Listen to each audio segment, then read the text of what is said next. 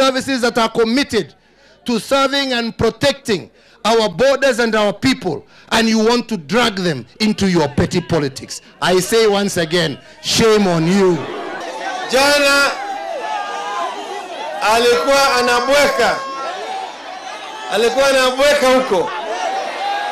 Adio, shame on Raila. Yale ambayo tulisema jana, tuligundua njama ya Jubilee kujaribu kuiba kura. So the opposition has made these claims about the military. Of course, the government has denied.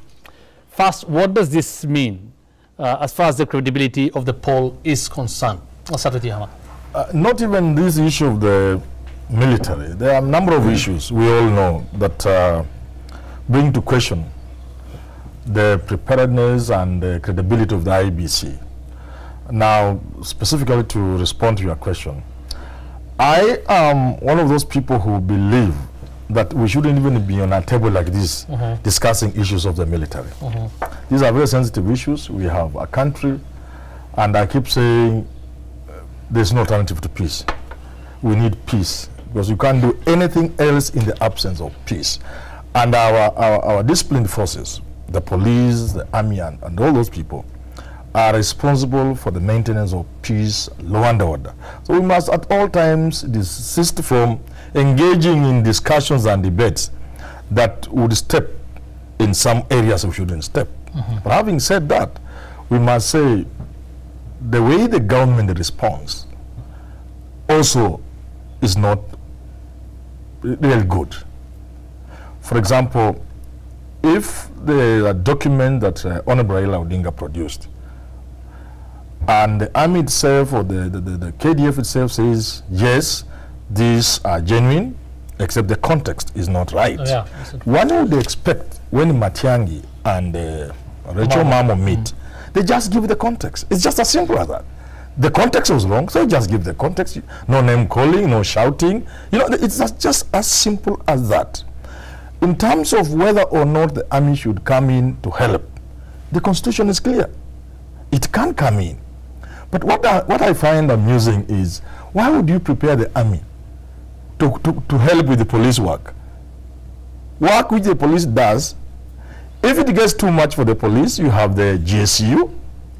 Should it get too much for the GSU, you bring in the army. The army does not need to prepare for such a simple task. Let me tell you, in 2007, for example, the young men had barricaded the road from Eldoret all the way to Naivasha and so on and so forth. The police couldn't do anything about it, and they were not even hiding, they were just right there. The moment the army appeared, the roads were cleared. Let me tell you this, the boys from Kibera normally would play hide and seek with what? With the police, even the GSU. If they were to be told the army is patrolling Ngong Road and Bagat Road, they will not leave Kibera. You think somebody will hear Jeshi liko Ngong Road na toke Kibera? They will be under the bed. So you don't need to prepare the army to do simple police work. They can come in to help, but I'm not convinced you need to prepare the army. The army is prepared for sterner stuff, for more serious stuff. Are you convinced with the response by the two ministers, especially Rachel? No, I'm not convinced. It's actually laughable. Had it not been for the fact that this is a very grave issue, we'll just laugh it off, but we can't. Right, of course, at this juncture, it's important also to note that KDF has been cited several times as a reputable and highly disciplined political force. Still, this lingers. KDF, I mean, acknowledged this document is there, but he said it has been quoted out of context. Although the cabinet secretary yesterday was talking about that document, disowning it, saying she has not even seen that document. So what should we make of that? You know, first of all, and that is what Manyora is saying. I mean, that is the response that Manyora is saying is not. What was she talking about if she hadn't seen the document? Manyora has spoken some truths, but he has run over himself speaking those truths. On one hand, he says that it is important for the army to be involved. On the other hand, he says that this is police work, and he cites the case of 2007. And you are not listening. And let's be honest. Number one, military documents don't just leak. It is not something that somebody comes and gets this paper of yours as you are sweeping, and you forgot it here, and then goes and gives it to the other guy. They are leaked with intention.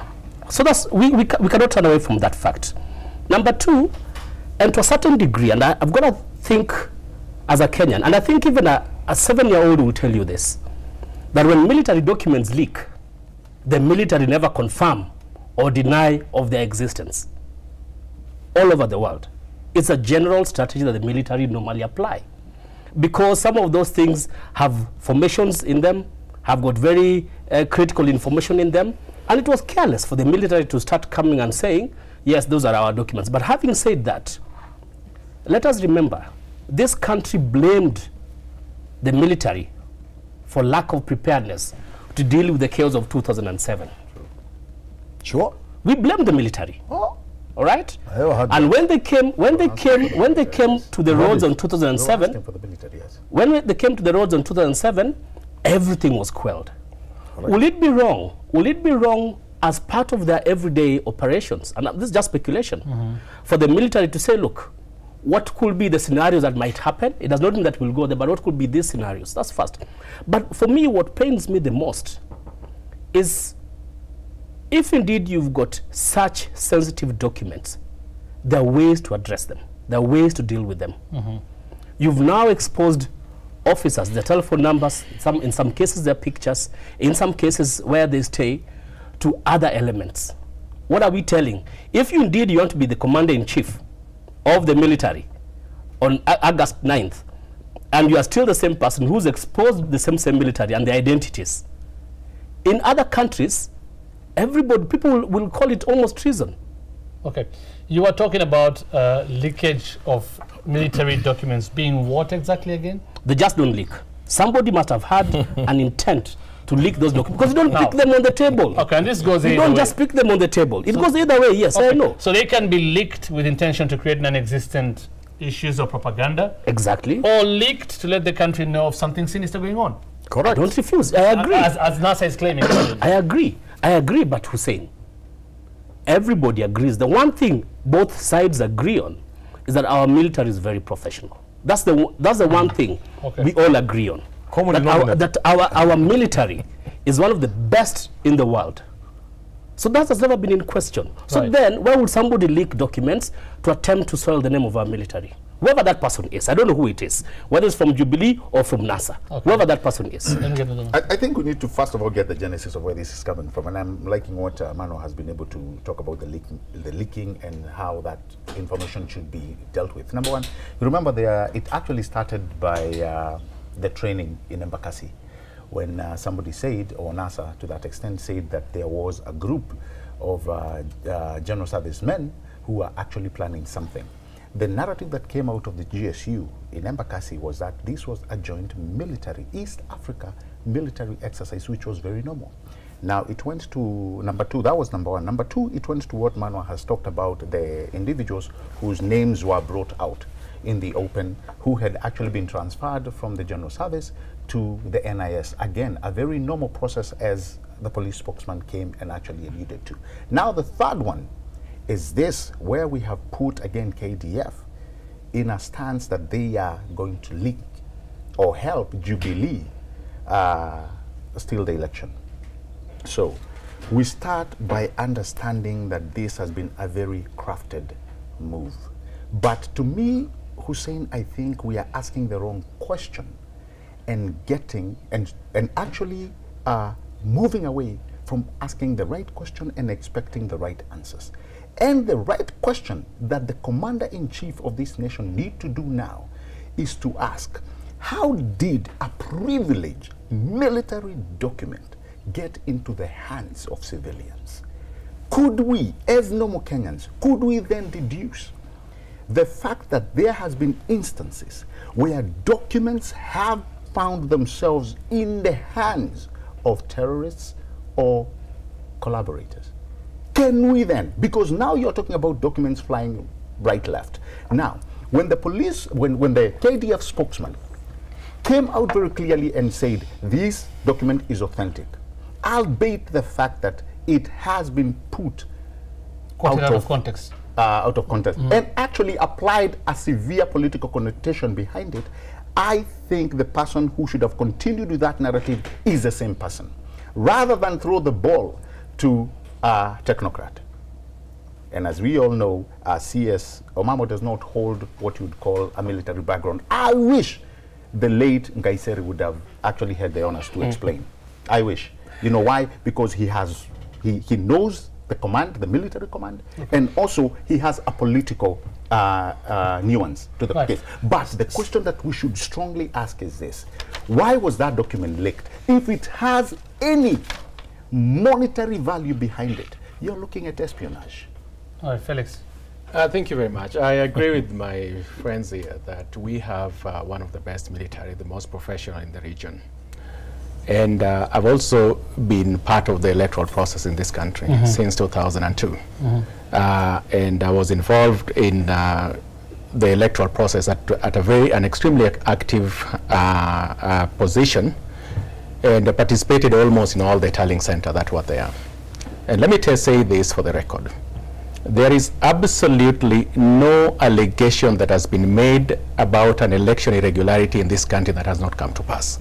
It's given. In 2007, problems surrounding the electoral process were raised.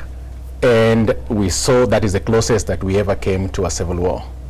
The problem, whereas there may be legitimate issues about the leakage in the military, but that is also to miss the point. The point is not the leakage only. That, as grave as that may sound, the point also is, could there be some truth that the military is being enlisted to subvert the will of the Kenyan electorate? Don't forget, the sovereign power is with the people, not the president, not the military, not the CS. That is Article 1. Sometimes just hold on, let me finish. I didn't interrupt you. That is the point. Now, when we come here to say leakage, what leakage? The most sophisticated and powerful military in the world, the United States military, Donald Trump is dealing with leakages daily. Kenya is not special.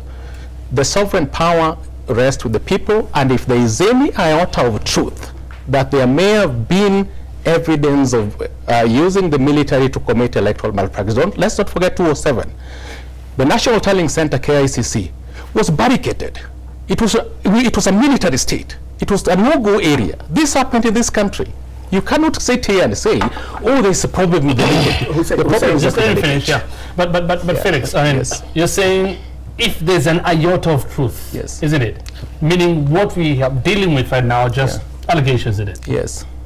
So how are we supposed to treat them? How is the country supposed to treat that? Let's get into the matter of all this. If there was a problem with the leakage, let's investigate. That is a problem. But yes, if there is also evidence to the effect that has there been enough evidence at least? That's the question. The truth of the matter is there was evidence in 2007. What I'm saying is, instead of just dismissing, like I'm seeing people dismissing, this happened in 2007.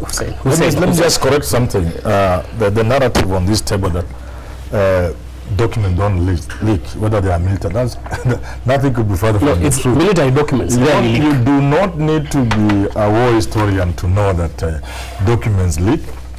In fact, forget about military or the Pentagon in America, even CIA documents leak. That is how we have documentaries. That's how we know about the pig issue. That's how we know about Patrice Lumumba. Documents do leak, whether they are CIA or from Pentagon or from where. But if you wanted to interrogate this leakage, we can do it. We can say, like you say, it is true. Maybe it was deliberate. Now, if it's deliberate, you want to ask yourself why. And this brings me to a very important question that we must address as Kenyans. I want to call upon the two gentlemen who have the chance of becoming president in this country. That is President Uhuru and Prime Minister Raila Odinga. Please, if you want to be the president of this country, I think I'm repeating this, just win this election. There is no other way of being president of this country.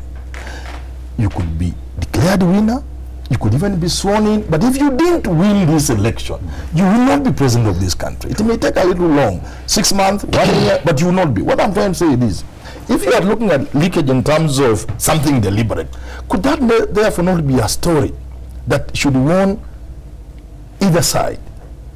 That you see in 2007, this is how the staffing was done. Around 5 o'clock, just before we close the polling station, we see there are 300 people who haven't voted. And we look around, we are all loose. We are somewhere in Siaya. We mark for the 300 people. You remember that? Yeah. Then we are somewhere in Kiangoma village, near Tumutumu in Madira and Nyeri. We say we are all Kikuyus. Then we mark. Correct. This should be a warning that things have changed. There could be somebody in Sierra Leone like you, but he loves Uhuru. He sees the work Uhuru has done, he should continue, and you want to win. Absolutely. There could be somebody in Kiangoma in Nyeri who loves this country so much. He doesn't want to see the shenanigans you are trying to create in that polling station. And with technology today, I am just advising, this should be an eye-opener. That if a military document can leak, please don't try any monkey business during this election. Just win it. Okay. That's the point. On another matter of credibility, I mean, we can talk about this still as gone, but another matter of credibility is about the ballot papers. NASA again saying there are ballot papers in this country, presidential ballot papers have already been printed. Again, there's also questions around IEBC, first saying they will print they'll print extra ballot papers, 1% of the 19.6 million. And then again, they said 6.5%. 1% of that would mean 196,000 extra ballot papers, but they say they have 20 million ballot papers. So there's been questions about this 1.1 something million ballot papers. Why do you need them? Why do we need them? Why do you need them? See, so you raise issues. An election that is already polarized, surrounded with issues, you create even more issues. When I go to a polling station, they have said, if I go to a polling station, if I go to a polling station, it's good to start on the right premise, okay, first of all, got it. because they have now said it's 6.5% of the ballot papers that have been printed. That brings it to 1.2 million. Why do you ballot papers, extra ballot papers? So the difference will just be about 60,000 more ballot papers that have not been accounted for. What they'll do with those ballot papers? Yes, according to IBC, 6.5% of the 6.5% instead of 1%. Yes. If 1% is 190 something, how can 6.5% be less than that? Of 19 million. Yeah, Hussein, just allow me to say something. I think we are all being overcome by this percentage figure. Whether it's 1% or 5 point, I think the earlier figure was 5.4%, then went to 6.5%. It keeps on changing, and that's beside the point. I think the explanation, based on what I've read, IBC says, as a standard, they will print 1% above for every polling station. Okay, so if it is 600, they look for 1%, and then they'll print six votes above that. And then explanation number 2, and I think I saw it on their website. They issued a tweet and said they will round off ballot papers to the nearest 50. So if it is 644, then they will print 650. Okay? If it is 601, they will print 600. So, and so on and so forth. And I think the problem with this country, we don't trust each other so much that even running a poll for nursery school children, we will fight until cocks wake up in the morning. But are there reasons for that? No. Okay. Are there reasons for that? Let me finish my point. Are there reasons for that? Are there reasons for that? Let me finish my point. Gabriel, let me just finish my point. And the point that I'm making, in today's standard, was it today or yesterday's standard, I saw an illustration of how voting will happen. And I've seen it across the many weeks. And I think we sometimes fail to read that voting process, and we get overtaken by all these numbers that sometimes people don't understand. The voting process, to the best of my knowledge, is as simple as this. Appear to the polling station, have your biometrics taken, be given a ballot paper, go and cast your vote. Okay? Spoil one. Hold on, I'm spoiling. Go and cast your vote. And that process, from what I understand, leaves no chance of an extra person voting. If I understood how the KIM system works, is that in the event the results will be more than the total people who've passed, it will reject the results. There is a problem here. In the interest of the viewer, please, Hussein, allow me. I have made this statement that we are dealing with Kenyan elections, with all our past, with all the sensitivities. And therefore, when you do something that is likely to raise the temperatures, please don't do it. Look here. If you have 700 voters, for heaven's sake, and you go to the polling station, for whatever reason, one of those is spoiled away. I have not seen it provided for by law, whatever it is. Let's say allow them for it. Although it's not in law, you can tell us. We can tell you, please, since you have made this paper on your own, go away and come back at 5 when we are about to close. If there's somebody who has not voted, then you can use that for Yes. Can that really happen, Felix? Well, Felix, you've observed the election for so long. Absolutely. What is Manyora is saying? Yeah. I mean, can that really happen? You know, that won't happen. But context, where I agree with Manyora is that context is absolutely important. If the Electoral Commission of Ghana made a similar declaration, there would be no problem, because it has earned its trust, it's built on its reputation time and again. The same with South African Electoral Commission. So context is absolutely important. But I want to, and again, the second problem that they may have, that we have, is communication on the part of IEBC. Sometimes the message does not come out very clearly. But on this one, I think I'm inclined to agree with the IEBC that in the printing of every ballot, there has to be some, you must print over and above the projected or the number of the ballots that you want to print. So I'm inclined to agree with the IEBC. What needs to happen is that IEBC must have an excellent protocol of tracking this ballot. Absolutely, that has to be, especially for the presidential ballot. How many ballots were printed? When were they dispatched? What were the serial numbers for ballot papers going to each polling station? And that protocol must extend to the reconciliation of ballots that have been used in that for that election. And very quickly, we start by what we talked about, not trusting the institution. And I think that's where our major problem lies. The fact that we've questioned each and every process that we are moving forward with has created a scenario whereby it does not matter what IBC will say or do, Sinister will still be read. However, what Mano and Wakili are trying to explain is this, that it has been a standard. And I don't think there's anybody who has really categorically come to say, apart from the cynics, obviously, who have come to say, you know what, you print an extra 5 ballots, you want to steal. But if the process is credible, and I don't think, Hussein, I do not understand why we are not questioning the narrative that what I need to know from IEBC is that if Hussein shows up to vote, is that Hussein who has voted? Hussein, if we really interrogate that, you will realize it does not matter how many ballot boxes will be printed. You know why? Because at the end of the day, you will still have a deficit, because you will not be able to pass that process. If the tilting point is only 700 people in a polling station, I don't see how you can still. But again, you do not leave room. And I think that's what we are learning out of this process. It is as if you cannot leave room for even having an extra 10 ballots, because people are reading it as a sinister move. Very quickly, let me finish with what my good friend actually leaded before we came to this point. The fact that we keep going back to 2007. Can we put it here and now that the report that came from the Kriegler Commission and our good friend and Waki, it was actually detailed that there were serious anomalies from both sides. I don't know why we escape. Every time we escape that point, pointing fingers to one person only. Can it be known that those anomalies... And now that you say that, this is the last question for all of you. I mean, going to the last week of campaigns now, amazingly we are just 8 days now. Tomorrow, of course, 7 days to the election. Polls have been showing a very tight race. Those who agree with the polls. But we're seeing both sides predicting wins and galvanizing their supporters.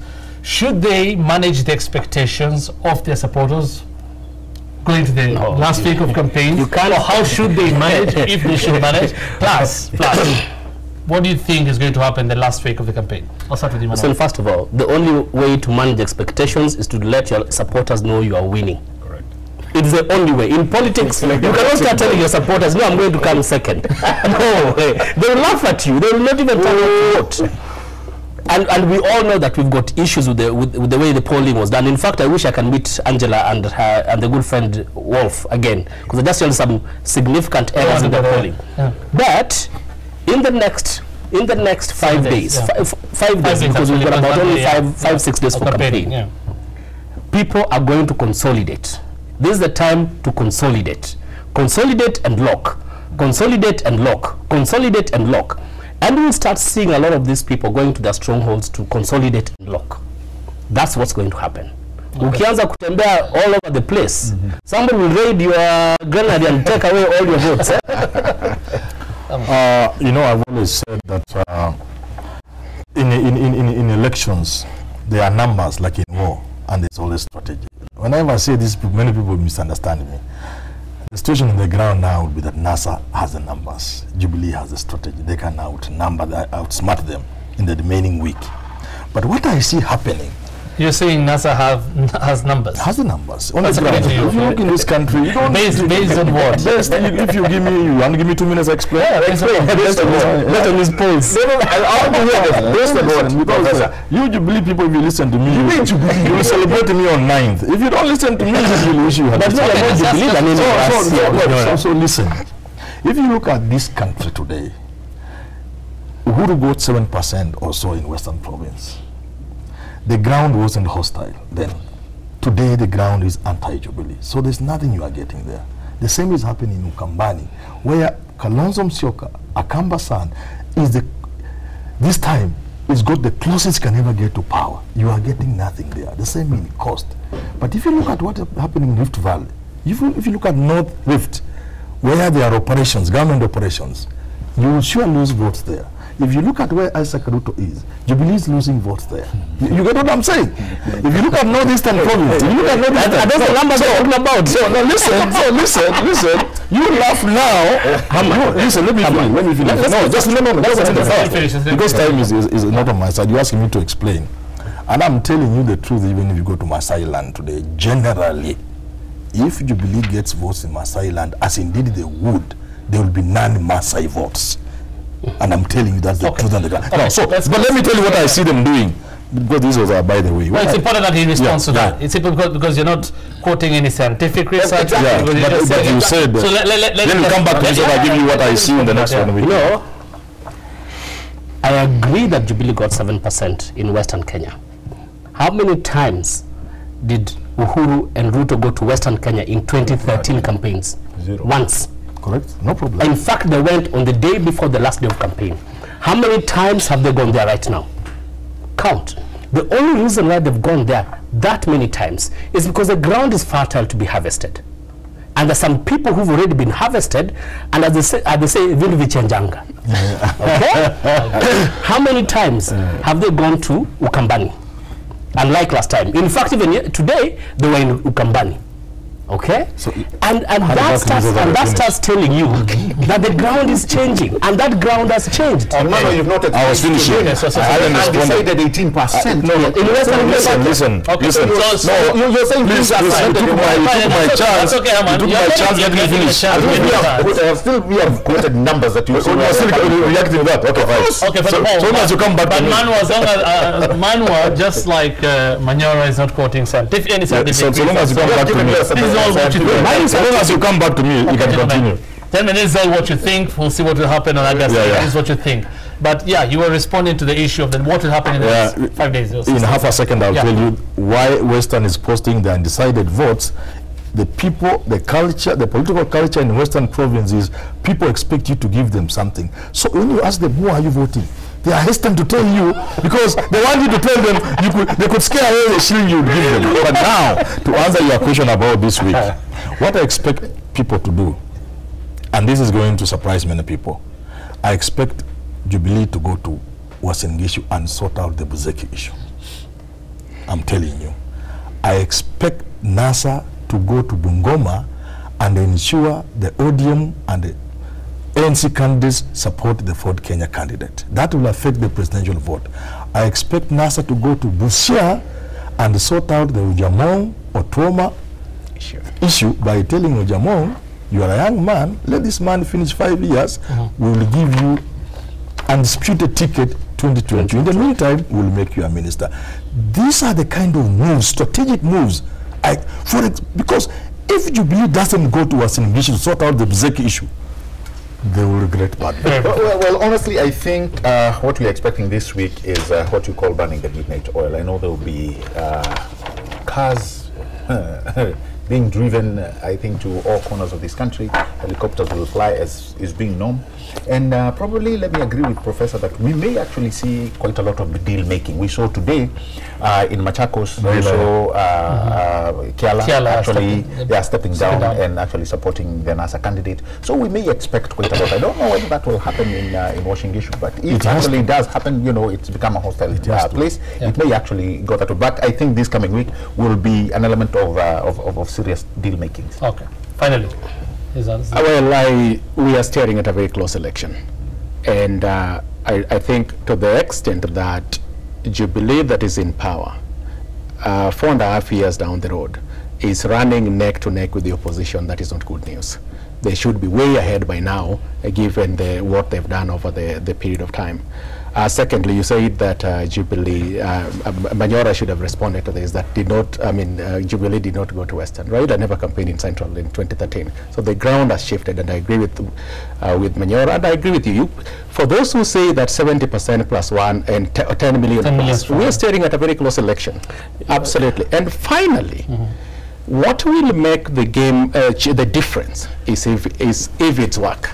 And I was encouraged by the update that IEBC gave. I hope they are committed to that, and I hope the technology will work. Okay. If technology will work, then we are staring at a very good election. Felix Adambo is an electoral expert. We could still talk about a lot of things, but we've run out of time. Felix Adambo is an electoral expert, political analyst Herman Manyora, Manu Magoma, Gabriel Muduma. Thank you for making time for us tonight. Keep talking to us. The hashtag is GamePlan2017 on Twitter. You can text us on 22422. We're back after this break.